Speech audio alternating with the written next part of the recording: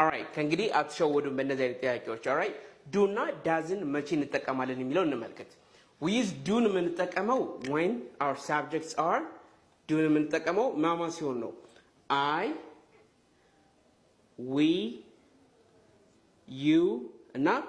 they ሲሆኑ ምን እንጠቀማለን do እንጠቀማለን doesn't የምንጠቀመው ደግሞ she he and it እና ነጠላ ስሞች በሚሆንበት ጊዜ እንጠቀማቸዋለን ማለት ነው alright so የመጀመሪያው blank you want anything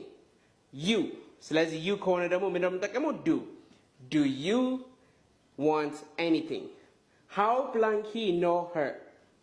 alright how blank he know her he ደግሞ ምን እንደሚወስድልን does how does he know her እንዴት ነው ያወቃት እያለን ነው ማለት ነው the last one I blank not want to eat do or does which one is the right one ይሄን ጥያቄ ደግሞ ኮሜንት ሴክሽን ላይ እንድመልሱ ይፈልጋለሁ bye bye